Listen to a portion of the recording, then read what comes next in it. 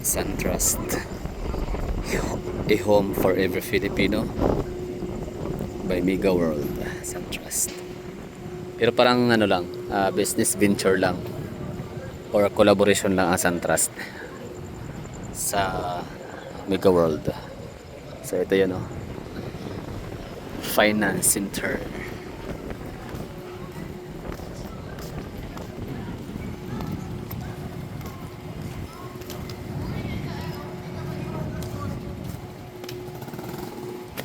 So ito na yung sa mga nagtatanong dyan, sa mga nagtatanong tungkol sa latest update sa Davao Park District.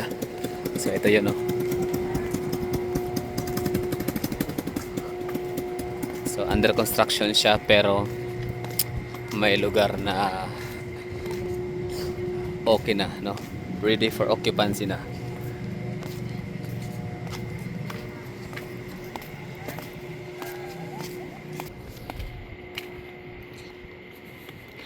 Davao Whiskey Park, the first ever in Southeast Asia.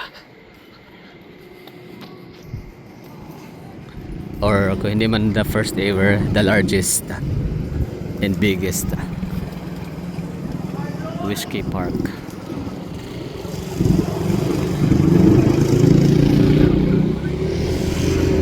Di pa ako nakapasok ng whiskey park, pero according sa aking kakilala na nakapasok na dyan, pag hindi mo daw maubos yung iyong biniling inumin alak, pwede mong ipasok sa reef or storage. Merong storage dyan sa loob na yan nga, nakapangalan sa'yo sa inumin, alak na iniwan mo, tapos balikan mo lang kung gusto mo. Ganun yung pagkasabi.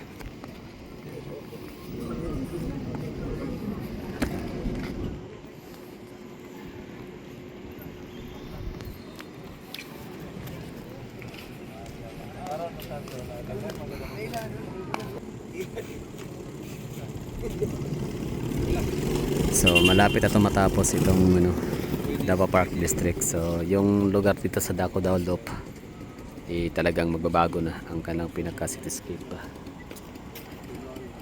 I mean pinaka landscape, pinaka skyline ng lugar.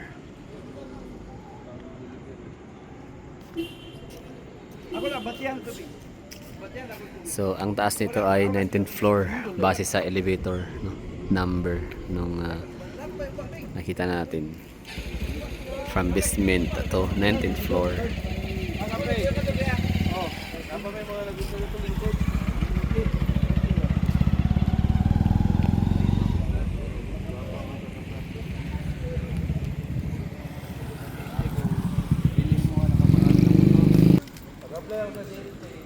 Pansin nyo rito sa Davao, medyo madilim. Madilim yung makulimlim, madilim, malilim ang namin, mga kalye, daanan, pero daming mga babae, maganda. Di sila takot na kagaya sa Manila, di ba? Na napaka-scary maglakad sa dilim. O dito sa Davao City, takot lang ang mga tao dito maglakad sa dilim. Baka may aswang, may kikik, may agta. Pero yung talagang mga tarantadong nantitrip, wala kayong makikita dito. Ilang bali ang video na to ay pinakita ko lang sa inyo ang hitsura ng Davao Park District, Daco Daulop, Lanang District, or pag sinabing Lanang District, kasama na yung Lanang Business District, kasama na yung sa may Damusa.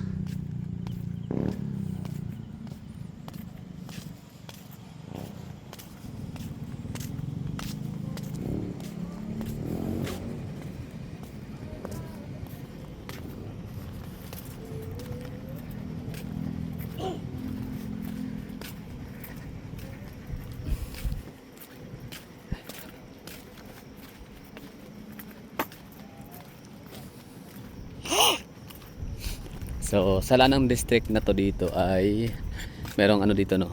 Ilang district, ano ba, business district. So meron tayong SM. SMDC Business District siya tawagin kasi meron silang VXI Concentrix, ano siya, VXI lang yata or IBEX basta. Tapos dito sa likod merong ayun na, VXI, Concentrix and iCore. So dito anong ano ba, BPO meron sa SM. Tapos mariban dyan meron tayo dito ano, Davao Park District. Kasi itong SM meron nga siyang mga condominium din. So grabe no, yung lugar na to dito. Ang daming ganap. Ang daming development. Kasi ito naman yung ano, lake. Lawa yan dati, ngayon parang mayroon na silang ginagawang ano ulit dyan. Tinatrabaho. No? Suntorized na, gusali na naman dyan, panigurado. Asahan na natin yan.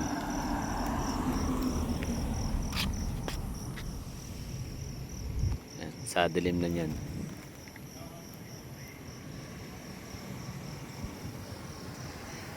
Oh, kita niyo mga motor dito. Nandyan lang, nakabalandra. Hindi mo na sila takot na makarnap.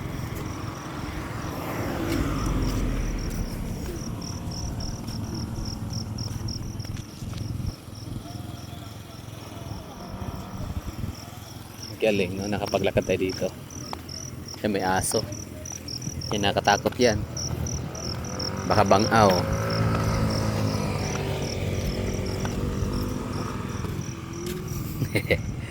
So yun na yung ano dito, yun na yung scary part sa Davao City, na mga madilim ang lugar kasi may mga aso tsaka aswang, hungo, wakwak.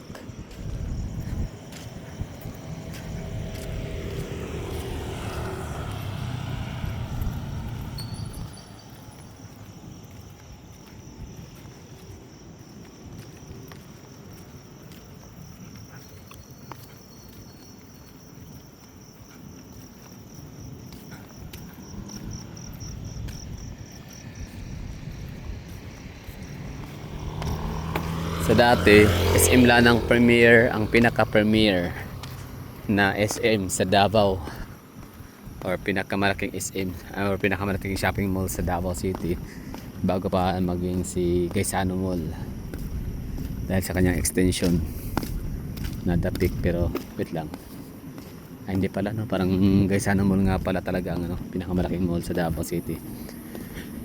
Pero sa SM, itong si ano, SM lang ng premier, mas malaki kumpara kay SM Ecoland. Pero ngayong meron na tayong nakikitang extension sa main building ni SM Ecoland, yun yung National University. May expansion na yun na nga, mga food court, tapos Starbucks at kung ano na pang mga establishments. So naging ano na siya, the largest SM in Davao, and even shopping mall.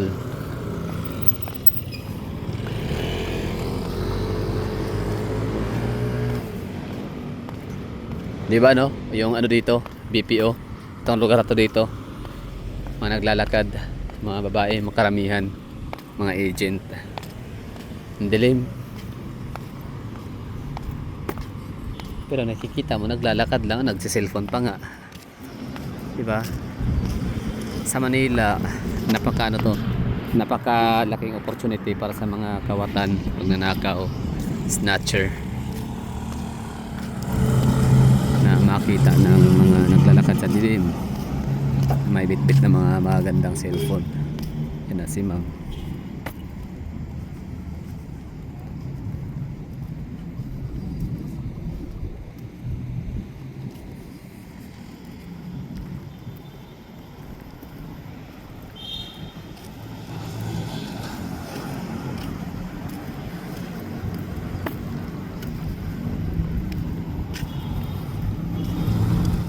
Okay, so malapit na tayo sa daanan. Itong lugar na to dito, may mga tricycle driver, may mga motorsiklo, habal-habal, pamasahe. Ay ano, parang pamasahe 10 piso. So may mga sumasakay ng mga agent kasi nga late na sila, gaya nito. Ayan. ilang minuto na lang malilate na sila.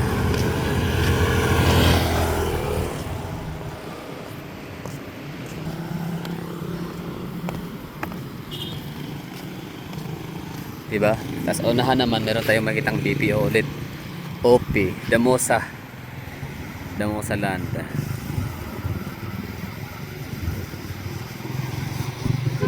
Condominium ulit yan.